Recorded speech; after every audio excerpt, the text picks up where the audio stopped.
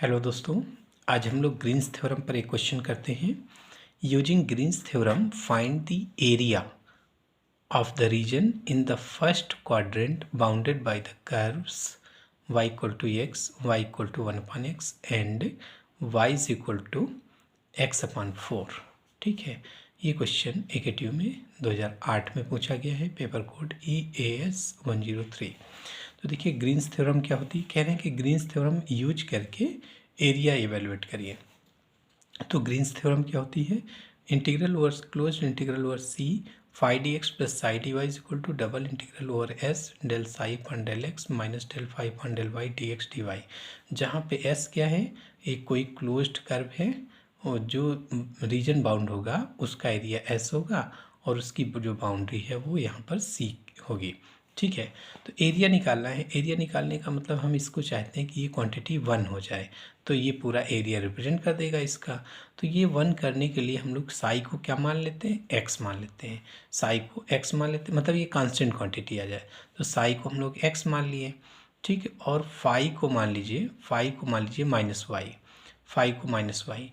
तो del psi upon del x की value 1 हो जाएगी, del phi upon del y की वैल्यू -1। तो 1 माइनस माइनस 1, 1 प्लस 1 2 हो जाएगा, है ना, ये 2 हो जाएगा। तो अब इससे ये 2 हो गया, 2 को बाहर करके यहाँ पान में पहुँचा लो, तो एरिया क्या हो गया, double integral over S d x D y. ये क्या रिप्रेजेंट करता है, एरिया रिप्रेजेंट करता है, इतने पार्ट का एरिया रिप्रेजेंट करता है। This equal to 1/2 integral over C, ये वाला अपन में आया, तो integral over C X D Y minus Y D X, X D Y minus Y D X. तो ये फार्मूला हो गया ग्रीन्स थ्योरम से एरिया निकालने का। ग्रीन्स थ्योरम यूज करके एरिया निकालने का ये फार्मूला हो गया, इससे हम लोग एरिया निकालेंगे। तो रिक्वायर्ड एरिया, अच्छा अब यहाँ पर जो कर्व दिया है ये तो हमने स्टेटमेंट के लिए लिखा था। यहाँ जो रीजन बाउंड हो रहा है वो कौन सा है, एक कर्व है y is equal to x, तो हमने कोऑर्डिनेट एक्सिस खींचा, ये लाइन हो गई y is equal to x, और दूसरा है y is equal to 1/x, ये हाइपरबोला है।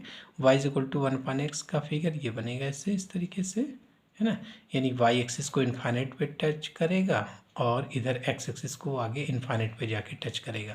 तो इस तरीके से ये हाइपरबोला बनता है। X y equal to 1, x y equal to 1 एक हाइपरबोला होता है। ठीक है, देखिए x की वैल्यू अगर 0 रखोगे, x इक्वल टू 0 पर y की value infinite, x equal to 0 पर y की वैल्यू इन्फाइनाइट। जब आगे x की वैल्यू बहुत आगे इन्फाइनाइट रखोगे, x की वैल्यू इन्फाइनाइट, तो y की वैल्यू 0, यानी आगे 0 पर जाके इन्फाइनाइट पे जाके इसको टच करेगा। तो जब ऐसे बनाएंगे तो कहीं ना कहीं y is equal to x को कट करेगा, तो y is equal to x और ये हाइपरबोला को सॉल्व कर लीजिए। इन दोनों एक लाइन को सॉल्व कर लो, तो क्या हुआ, कहाँ पे एक दूसरे को कट करेंगे, 1 1 पर।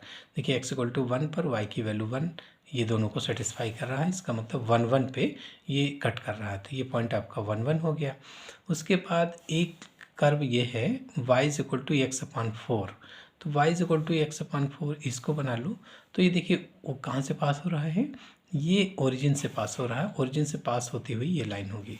तो देखिए x इक्वल टू, अगर हम लोग देखें कि x इक्वल टू ये क्या है 1, x इक्वल टू 1 पर y की वैल्यू क्या होगी 1/4, x इक्वल टू 1 पर y की वैल्यू 1/4। देखिए इतना 1 है, इसका 1/4 पार्ट यहाँ पे होगा, तो इस पॉइंट को ओरिजिन से मिला लो, तो ये वाली लाइन हो गई y इक्वल टू x/4।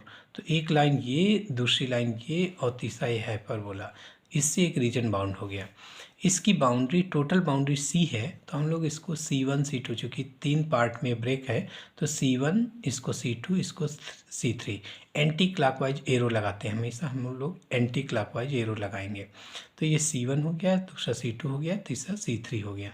तो देखिए ये वाली लाइन और ये हाइपरबोला कहीं ना कहीं इसको कट किया था, तो किस पॉइंट पे, इन दोनों को सॉल्व कर लो, हाइपरबोला और y इक्वल टू x/, यानी कि लास्ट की दोनों लाइन को हल कर लीजिए, सॉल्व कर लीजिए। तो दोनों का y इक्वल है, तो राइट साइड इक्वल हो जाएगा, तो x/4 इक्वल टू 1/x, तो x स्क्वायर इक्वल टू 4, तो x इक्वल टू +-2, तो x equal to 2, x equal to 2 पर y की वैल्यू क्या हो जाएगी 1/2, x इक्वल टू 2 पर y की वैल्यू 1/2। ठीक है, तो इसका मतलब 2, 1/2 पर ये कट करता है। ठीक है, चलिए अब हम लोग एरिया इसका एरिया निकालना है, इस का एरिया निकालना है जो बाउंड हो रहा है। तो रिक्वायर्ड एरिया इक्वल टू, ये फार्मूला हो गया 1/2 इंटीग्रल ओवर C1 x, ये C जो है 3 पार्ट में ब्रेक है, तो C1 + C2 + C3 same quantity हम लोग 3 बार लिख लेंगे, पहला C1 के लिए, दूसरा C2 के लिए, C3 के लिए, क्योंकि C 3 पार्ट में ब्रेक है ना। ये टोटल बाउंड्री उसकी C है जो कि C1 + C2 + C3 से मिलकर बन रही है। तो ये हो गया आपका C1, इसमें C1 कर लीजिए, फिर यही क्वांटिटी C2 के लिए हो जाएगा प्लस C3, 3 पार्ट में इस इंटीग्रल को 3 पार्ट में ब्रेक कर लिया। अब देखिए C1 के लिए आ जाइए। C1 के लिए 1/2 तो ये लिखा ही है। C1 के लिए C1 आपका ये वाला है, ठीक। इसकी इक्वेशन क्या है, y = x/4, यानी हम लोग इस कर्व को यूज करके y की इंटीग्रेंड पूरा एक वेरिएबल में चेंज करेंगे। यहाँ पर देखिए 2 वेरिएबल x y दोनों हैं, हम लोग एक वेरिएबल में चेंज कर लेते हैं। तो ऐसा करेंगे, x में चेंज कर लेंगे, y को y की जगह x/4, dy की जगह dx/4 हो जाएगा, ठीक है। तो रख लीजिए। तो देखिए क्या, और फिर x की लिमिट दे दो, है ना। C1 से ये एरो में ये उसकी लोअर लिमिट होती है, इस तरफ उसकी अपर लिमिट होगी। तो किसकी लिमिट लेंगे, हम x के टर्म में लिख रहे हैं तो x की लिमिट ले लो। यहाँ पर x की वैल्यू 0, यहाँ पर x की वैल्यू 2, तो x की लिमिट हो गई 0 to 2, लिमिट हो गई 0 to 2, पूरा इंटीग्रेंड x में चेंज कर लो।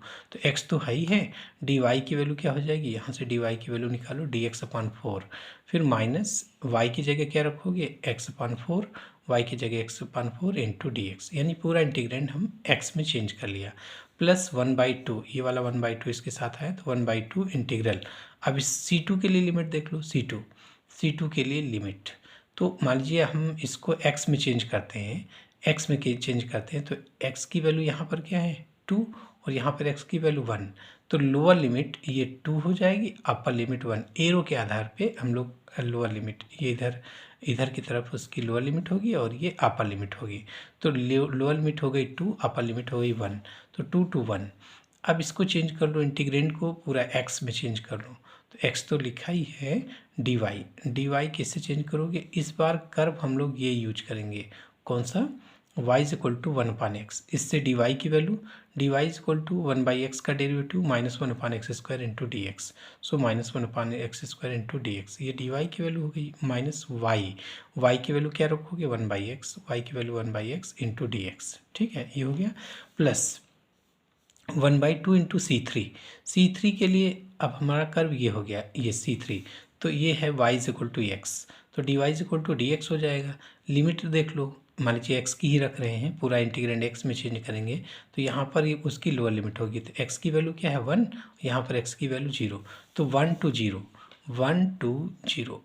0 इसकी लिमिट हो गई, और x इंटू dy, y था ना, dy क्या आएगा dx, तो x into dx minus y की जगह क्या रखोगे x, और x इंटू dx तो लिखा ही है, ठीक है। तो देखिए x dx कैंसिल हो गया, इंटीग्रेंड 0, तो ये वाला पार्ट तो 0 हो गया।